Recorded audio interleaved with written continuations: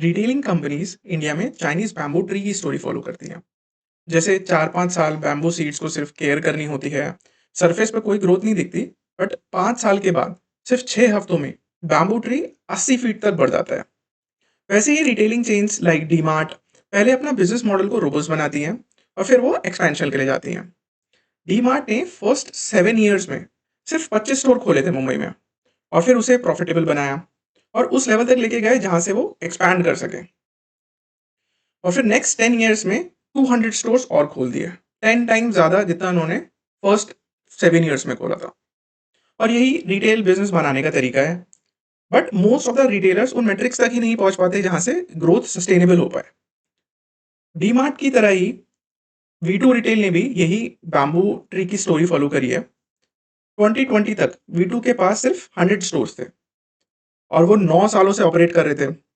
But आज सिर्फ 5 सालों में उनके स्टोर बढ़ के 220 हो गए और नेक्स्ट 2 सालों में 400 हो जाएंगे। लास्ट बुल साइकिल में ये स्टॉक ने 10 टाइम्स से भी ज्यादा रिटर्न्स दिए हैं। बट उस टाइम पर उसकी वैल्यूएशंस बहुत हाई हो चुकी थी। बट अब डल मार्केट चल रहा है, तो डल मार्केट में V2 की थोड़ी वैल्यूएशन रीजनेबल हुई है और इसीलिए हम लोग उसे आज डिस्कस कर रहे हैं। V2 रिटेल रिटेलिंग करता है। रिटेलिंग का मतलब होता है कि उसके पास अपने स्टोर्स हैं, फिर वहाँ पे वो अपने प्रोडक्ट्स को शोकेस करता है और जो नॉर्मल जनता है वो वहाँ जाके प्रोडक्ट्स को देखती है, उन्हें एक्सपीरियंस करती है और फिर वहाँ से खरीदती है। अब वो प्रोडक्ट्स मर्चेंडाइज हो सकते हैं, वो प्रोडक्ट क्लोथ्स हो सकते हैं, अपैरल हो सकते हैं, जनरल मर्चेंडाइज हो सकते हैं, लाइफस्टाइल प्रोडक्ट हो सकते हैं। तो डिफरेंट प्रोडक्ट्स, अब जैसे डीमार्ट है वो जनरल मर्चेंडाइज अपैरल सब कुछ करता है। बट V2 रिटेल जो है वो स्पेसिफिक टू अपैरल है और लाइफस्टाइल के प्रोडक्ट्स बेचता है। 80% जो उसका बिजनेस है वो उसके अपैरल से आता है और 20% हार्डली उसका लाइफस्टाइल के प्रोडक्ट से आता है। इंडिया में शिफ्ट हो रहा है from unorganise space to organise space. अब अनऑर्गेनाइज स्पेस में प्रॉब्लम ये है कि उनके पास वैरायटी नहीं है कपड़ों की। मैं अगर एक शॉप पे जाता हूँ, तो मुझे अपनी फॉर्मल शर्ट्स लेने के लिए एक पर्टिकुलर शॉप पे जाना पड़ेगा, अपने कैजुअल वेयर के लिए दूसरी शॉप पे जाना पड़ेगा, जीन्स लेने के लिए तीसरी शॉप पे जाना पड़ेगा, एथनिक लेने के लिए चौथी शॉप पे जाना पड़ेगा। तो मुझे अपनी खुद की शॉपिंग करने के लिए 4 स्टोर पे जाना है और मेरा शॉपिंग एक्सपीरियंस भी वहाँ पे शायद अच्छा ना हो, एसी में ना बैठूँ मैं, मुझे वैराइटीज़ कपड़े ना दिखें, मेरे साइज़ से कपड़े ना दिखें। सिमिलरली मुझे अपनी स्पाउस की शॉपिंग करने के लिए 4 अलग स्टोर में जाना पड़ेगा, मेरे किड्स को शॉपिंग करने के लिए 4 अलग स्टोर्स में जाना पड़ेगा। तो इतना कैपेसिटी एक ह्यूमन में नहीं होती है कि वो सबकी शॉपिंग के लिए 4 अलग अलग स्टोर विजिट करे। तो क्या है कि एक कंज्यूमर एक वन स्टॉप सोल्यूशन ढूंढता है अपने अपैरल नीड्स के लिए, और वही V2 जो है वो फुलफिल करता है। वो एक ही वन स्टॉप शॉप है फॉर अपैरल्स, जो कि वैल्यू भी ढूंढ रहे हैं, वैरायटी भी ढूंढ रहे हैं अपने अपैरल नीड्स के लिए। So before we go ahead, these are mandatory disclosures. Please take a moment to review these. First two are important. First is that I am a SEBI registered research analyst. And second, that V2 retail is not in my personal portfolio. V2 जो है एक छोटा mall है कपड़ों के लिए, जहाँ पे आपको अपने मेन के कपड़े मिलेंगे, वुमेन के कपड़े मिलेंगे, किड्स के कपड़े मिलेंगे और थोड़े से लाइफस्टाइल के कपड़े मिलेंगे। इनके स्टोर जो हैं मोस्टली जो है अभी टियर 2 टियर 3 सिटीज़ में हैं, और ये फिर वो कवर करके फिर टियर 2 टियर 1 में फिर एंटर करेंगे। अब इसमें देखना ये है कि जो भी इनका रेवेन्यू मिक्स है, वो किड्स से 25% से आता है, लेडीज़ से आता है 27%, मेन से सबसे ज़्यादा आता है 40%, एंड जो लाइफ़स्टाइल प्रोडक्ट्स बेचते हैं वो सिर्फ 8% है। हमने V2 रिटेल का बिज़नेस मॉडल देखा कि वो एक मॉल है कपड़ों का। अब एक कंज्यूमर जो है V2 को इसलिए प्रेफ़र करता है क्योंकि एक तो शॉपिंग एक्सपीरियंस अच्छा है, उसे अपने साइज़ के कपड़े मिल रहे हैं, डिफरेंट वैरायटी के कपड़े मिल रहे हैं, डिफरेंट कैटेगरीज़ के कपड़े मिल रहे हैं। देन उसे जो वो कपड़े मिल रहे हैं, वो उतने ही दाम पे मिल रहे हैं जितने उसे अनऑर्गनाइज़्ड स्पेस में मिल रहे हैं या उससे कम में मिल रहे हैं। तो V2 रिटेल जो है एक डिस्क्रिशनरी प्रोडक्ट नहीं है एक एक कंज्यूमर के लिए, क्योंकि उसे एक सस्ता मिल रहा है और उसको नीड भी है का। तो V2 रिटेल को मैं एक एज़ अ सिक्लिकल बिज़नेस नहीं देखता हूँ, बट एक स्ट्रक्चरल प्ले देखता हूँ। अभी हम देखते हैं कि जो मार्केट है, वो ग्रोथ को रिवॉर्ड करता है। अब अगर आपकी कंपनी की सेल्स ग्रोथ ज़्यादा होगी, पेस ऑफ सेल्स ग्रोथ ज़्यादा होगी, तो आपका स्टॉक प्राइस जो है वो एप्रिशिएट करेगा। अब V2 रिटेल जैसी कंपनी का जो रेवेन्यू ग्रोथ है, वो 2 चीज़ों से आता है। या तो वो एक्जिस्टिंग स्टोर से आ जाए, या फिर वो जो वो नए स्टोर लगाएँगे, उससे आ जाए। अभी जो एग्जिस्टिंग स्टोर से ग्रोथ आएगी उसे हम मेजर करते हैं सेम स्टोर सेल्स ग्रोथ से। सेम स्टोर सेल्स ग्रोथ होती है जो मेरे स्टोर्स हैं 1 साल उन्हें पुराना हो गए, उनसे मुझे कितनी ग्रोथ मिल रही है। दूसरी आएगी मुझे revenue from the new store, जो हम लोग नए स्टोर लगाएँगे उससे जो रेवेन्यू आएगा। अब मैनेजमेंट बोलता है कि हम सेम एसएसएसजी जो है वो अराउंड 10% करेंगे। 8 टू 10% करेंगे, इस साल 10% करेंगे, लेकिन ये लॉन्ग टर्म में 8% के अराउंड आ जाएगा। और स्टोर एक्सपेंशन है 60% जितने अभी हमारे स्टोर हैं, जैसे अभी इस चार्ट पे देखो कि लास्ट ईयर तक 189 स्टोर्स थे। अब वो अगले साल 111 स्टोर और ऐड करेंगे तो वो 300 हो जाएगा। तो ये अराउंड 60% की ग्रोथ है। तो 60% जो है नए स्टोर्स लगाएँगे। अब ये 60% जो नए स्टोर लगाएँगे वो पूरे साल भर तो ऑपरेट होंगे नहीं। मैं अज़्यूम कर रहा हूँ कि वो सिर्फ़ आधे साल ऑपरेट होंगे। तो इस ग्रोथ को मैं आधा कर दूँगा 30%। तो 10% मुझे मिलेगा, क्या नाम है, एसएसएसजी से, और 30% मिलेगा मुझे स्टोर एक्सपेंशन से। तो मुझे पता है कि ओवरऑल इनकी ग्रोथ होगी वो 40-45% के अराउंड होगी। इसमें कुछ इंपॉर्टेंट चीज़ें हैं देखने के लिए। फर्स्ट ऑफ ऑल हमने सेम से स्टोर सेल्स ग्रोथ को डिस्कस किया। अभी सेल्स पर स्क्वायर फीट ये बहुत इंपॉर्टेंट हो जाता है, पीएसएफ। इसमें अगर इनका पीएसएफ जो है अगर वो ज़्यादा रहेगा, 1000 से ऊपर रहेगा, 1100 ऊपर रहेगा, तो ये और एक्सपेंशन कर सकते हैं। वो हम लोग आगे देखेंगे कैसे। देन इनकी स्टोर काउंट जो है वो इस क्वार्टर में 216 चली गई है, क्योंकि इन्होंने Q1 में 828 स्टोर्स ओपन किए हैं। देन फुल प्राइस सेल्स जो होती है इनकी, जो एमआरपी सेल्स होती हैं, वो अराउंड 92% है। अभी इस में आप देखोगे इस टेबल में कि इनकी जो मेजर प्रेजेंस है वो सिर्फ टियर 2 टियर 3 स्टेट्स में, like Bihar, then UP, then Jharkhand, MP. तो इनका ये टारगेट है कि पहले जो अनऑर्गेनाइज्ड स्पेस को इजीली कन्वर्ट कर सकते हैं ऑर्गेनाइज्ड स्पेस में, उन मार्केट्स को टारगेट करें, और फिर उसे थोड़ा टियर 1 मेट्रो सिटीज में आके फिर अपना प्रेजेंस बढ़ाएं। हमने देखा था कि सारे कंपनीज एक्सपेंशन करने से पहले एक परफेक्ट बिजनेस मॉडल पर जाती है और फिर वहां से एक्सपैंड करती है। तो परफेक्ट बिजनेस मॉडल क्या है? वो है ये विनिंग मैट्रिक्स। लाइक अगर आपका पर स्क्वायर फीट सेल्स जो है वो 1100 के अराउंड है, उसे जो है आरओई बनती है 27.5% की। तो ये अगर आप आरओई अचीव कर पा रहे हो, सेम स्टोर सेल्स ग्रोथ जो है आपकी 8% से ऊपर है, और जो न्यू स्टोर्स हैं उसकी एफिशिएंसी 70% से ज़्यादा है। एफिशिएंसी का मतलब है कि अगर पुराने स्टोर जो है उनका पीएसएफ जो है 1100 है, तो न्यू स्टोर्स का अराउंड 800 से ज़्यादा होना चाहिए। तभी वो नया स्टोर जो है वो प्रॉफिटेबल बनेगा, और इस मैट्रिक्स को आगे चल के जब वो पुराना हो जाएगा तो होल्ड कर पाएगा। अब ये अचीव करने के लिए, और जैसे ही ये अचीव होता है तो देखो आपकी जो स्टोर्स हैं उन उसकी एडिशन फ्रॉम FY 25 जहाँ पे 72 थी, उससे पहले 15 थी, उससे पहले 1 थी। जैसे उन्होंने ये मैट्रिक्स अचीव करी, उसके बाद जो स्टोर एडिशन रेट जो है वो 15 से देखो 72 चली गई, 72 से फिर 111, देन 150। तो एक बार विनिंग मैट्रिक्स अचीव हो जाती है तो जो कंपनी है वो रैपिडली एक्सपैंड कर सकती है। अब ये सारे जो विनिंग मैट्रिक्स हैं वो आएँगे आएँगे कैसे? आपको कैसे पता लगेगा कि क्या चेंजेस करने से ये सारी चीज़ें आएँगी? वो आएँगे आपके डेटा एनालाइज़ करने से। अभी वी टू रिटेल क्या है कि 40-45 एट्रिब्यूट्स ट्रैक करता है पर आर्टिकल।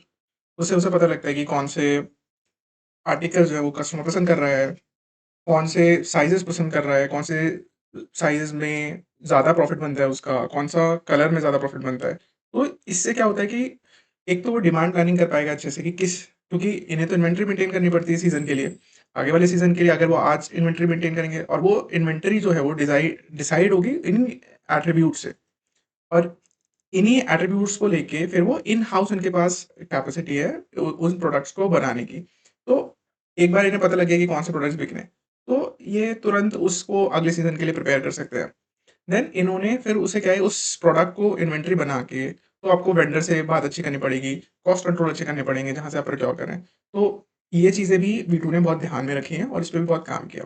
देन फिर सप्लाई चेन।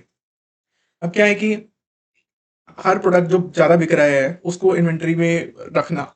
अगर मैं कस्टमर हूँ, अगर मेरे को वहाँ गया, वहाँ पे मुझे मेरे साइज़ का कपड़ा नहीं मिला, तो मैं नेक्स्ट उस स्टोर में नहीं जाऊँगा। तो ये चीज़ इन्वेंटरी रिप्लेसमेंट, रिप्लेसमेंट, ये चीज़ें बहुत इंपॉर्टेंट हो जाती हैं कस्टमर एंगेजमेंट के लिए, कस्टमर सैटिस्फैक्शन के लिए। तो इन चीज़ों पे ही जो है वी2 रिटेल ने बहुत ध्यान दिया। अपना डेटा अच्छे से एनालाइज़ किया, कस्टमर के साथ अच्छे से एंगेज रखा, फिर अपनी पूरी वैल्यू चेन में कंट्रोल रखा, और अपना टेक इन्वेस्टमेंट करे जिससे कि इनकी सप्लाई चेन में कोई प्रॉब्लम ना आए, वेयर हाउसेस डेवलप करे जहाँ से ये अपने जो स्टोर्स हैं उसे रिप्लेनिश कर सकें, इवन वीकली बेसिस और इवन डेली बेसिस। तो इन सारे जो भी मेट्रिक्स हैं उस पे उन्होंने ध्यान दिया। देन इन्होंने देखा कि अगर मैं वर्किंग कैपिटल कैसे कम कर सकता हूँ, इस क्योंकि आपको इन्वेंटरी मेंटेन करनी है, इन्वेंटरी मेंटेन करने के लिए आपको वर्किंग कैपिटल चाहिए। अब ये सोच रहे हैं कि अगर मुझे 45 डेज़ में मेरी सारी सेल्स होती है, मैं जब शोरूम पे उसे लगा देता हूँ, लेकिन उसे उसको रिप्लेनिश करने के लिए मुझे 10-12 दिन की इन्वेंटरी और मेंटेन करनी पड़ती है अपने वेयर हाउसेस में। तो उसे मैं कैसे कम कर सकता हूँ? अगर मैं उसे 3-4 दिन में ही रिप्लेनिश कर पा रहा हूँ, तो 10-12 दिन की इन्वेंटरी नहीं मेंटेन करनी पड़ेगी। और इनके जो सिलेक्शन मॉडल्स हैं अपने स्टोर्स के लिए, उससे भी इन्होंने बहुत अच्छे से अलग-अलग मैट्रिक्स को ध्यान में रख के रिफाइन किया और एक ऐसे बिज़नेस मॉडल पे पहुँचे हैं, जहाँ पे ये रैपिडली एक्सपैंड कर सकते हैं और वही ये कर रहे हैं लास्ट ईयर से। अभी इस इन्वेस्टमेंट थीसिस में हमें ये पता है कि जो नेक्स्ट 2 साल हैं, उसमें स्टोर एक्सपेंशन का रेट मैनेजमेंट ने दे दिया है और वो बोल रहे हैं कि नेक्स्ट ईयर इस साल जो है वो 111 स्टोर्स लगाएँगे अराउंड और नेक्स्ट ईयर जो है 150 लगाएँगे। तो हमें एक विज़िबल जब स्टोर्स की गाइडेंस मिलती है तो हम लोग अज़्यूम कर सकते हैं आगे चल के कि कितनी ग्रोथ आएगी, उसे कैलकुलेट कर सकते हैं। अभी वो देखते हैं कि नेक्स्ट 2 साल में जो ग्रोथ आएगी वो कैसे कैलकुलेट करेंगे हम। हमें पता था कि रेवेन्यू ऑफ एफवाई 24 1165 करोड़ आया और 117 स्टोर्स आए। बट उस टाइम पे जो सेल्स एसएसएसजी था वो 31% था और नेक्स्ट ईयर जो था वो 29% था। अब इन फिगर्स पे ध्यान से देखिए कि रेवेन्यू जो था लास्ट फाइनेंशियल ईयर वो था 1885, स्टोर्स थे 189, एसएसएसजी था 29% और स्टोर्स का एडिशन कितना हुआ 72। ये 170 में आप 72 ऐड कर दोगे तो 189 आ जाएगा। देन जो स्टोर ग्रोथ थी वो 62% थी एंड जो सेल्स ग्रोथ आई थी वो भी 62% आई थी। अब उस साल जो था, जो पुराने स्टोर से सेम स्टोर सेल्स से जितनी सेल्स हुई वो हुई 1503। ये मैंने कैसे निकाला?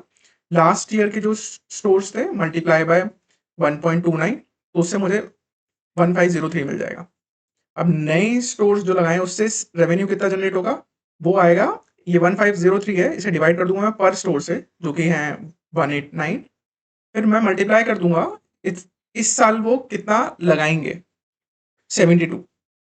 अब इस 72 को मैं मल्टीप्लाई करूंगा क्योंकि ये साल भर तो लगेंगे नहीं, सिर्फ 6 ही महीना ऑपरेट करेंगे, तो मैं 0.5 से मल्टीप्लाई कर दूंगा और जो ये नए स्टोर्स लगाते हैं वो 75% एफिशिएंसी पे चलते हैं, तो 0.75 से और मल्टीप्लाई कर दूंगा तो मुझे एक फिगर मिला 347। इससे मैं कैलकुलेट करा तो इन दोनों का सम आएगा 1849। तो मेरे कैलकुलेशन से जो रेवेन्यू निकल के आया हुआ है 1849 और जो एक्चुअल आया था वो था 1885। तो मुझे पता है कि मेरा ये जो मॉडल है वो 98% एक्यूरेट है। तो फिर मैंने यही एक्सरसाइज नेक्स्ट ईयर्स पे करी। अभी मुझे पता है कि नेक्स्ट ईयर जो है सेम स्टोर सेल्स ग्रोथ 10% की आएगी, तो जो लास्ट ईयर का रेवेन्यू था 1885 उसे मैं 10% से मल्टीप्लाई कर दूंगा, तो ये मिल जाएगा मुझे 2073 का फिगर जो पुराने स्टोर से ग्रोथ आएगी, और जो नए स्टोर से आएगी वो मैं करूंगा 2073 को मैं डिवाइड कर दूंगा इन नंबर ऑफ स्टोर से 189 स्टोर से। अब ये 189 स्टोर से मैं डिवाइड कर दूंगा और मल्टीप्लाई करूंगा फिर 0.5 से, क्योंकि ये नए स्टोर जो हैं वो 6 महीने ऑपरेट करेंगे और नए स्टोर कितने हैं 111, तो इंटू 111 इंटू 0.5 और ये इनकी एफिशिएंसी कितनी है 75% की, तो मैं मल्टीप्लाई कर दूंगा 0.75, तो मुझे ये 475 मिल जाएगा। इससे रेवेन्यू मिलेगा 2529 और इसे मैं इस एक्यूरेसी वाले फैक्टर से डिवाइड कर दूंगा तो मेरे को राउंड अबाउट 2578 का मिलेगा। इससे जो मुझे पता लगा कि जो सेल्स ग्रोथ है वो 37% के अराउंड आएगी और उसके नेक्स्ट ईयर 32% के अराउंड आएगी। अब ये 37% की ग्रोथ जो है वो आगे चल के 45% हो सकती है और या फिर 30% हो सकती है, डिपेंडिंग अपॉन कि मार्केट का फोर्सेस कैसी हैं। अगर टेल विंड्स हैं तो 37-40% हो सकता है, 45% हो सकता है, हेड विंड्स हैं तो 30% भी हो सकता है। तो लेकिन मार्केट जो मैनेजमेंट बोल रहा है कि अभी हम लोग टेल विंड्स ही ऑब्जर्व कर रहे हैं even in a bad environment. तो इसीलिए वो नेक्स्ट राउंड ऑफ फंडिंग भी ले रहा है अपने स्टोर्स को बढ़ाने के लिए। वो मैनेजमेंट ने बोला है कि वो क्यूआईपी करेंगे और क्यूआईपी करेंगे बिकॉज़ क्योंकि उनको दिख रहा है कि उनकी जो सेल्स है, पीएसएफ है, वो 1100 के ऊपर जा रहा है और जो भी ग्राउंड पे रियलिटीज़ हैं और मार्केट फोर्सेस जो हैं वो उनके फेवर में है। इसलिए वो एक पोजीशन ऑफ स्ट्रेंथ से ये क्यूआईपी कर रहे हैं और स्टोर एक्सपेंशन कर रहे हैं। इस क्यूआईपी में 400 करोड़ वो रेज़ करेंगे, जिसमें अराउंड 275 करोड़ जाएगा स्टोर ओपनिंग में और 125 जाएगा इनके डेट रिडक्शन में। अभी हमने ये एक्सरसाइज़ तो करी थी, जिसमें हमने एस्टिमेटेड सेल्स ग्रोथ निकाली थी for next 2 years, for FY 26 and FY 27। But ये एफवाई 26 में 37% तभी आएगा जब नॉर्मल केस है, ना ही हेडविंड्स है, ना ही टेलविंड्स हैं। लेकिन मैनेजमेंट अभी बता रहा है कि अभी उन्हें बिज़नेस में टेलविंड्स एक्सपीरियंस हो रही हैं।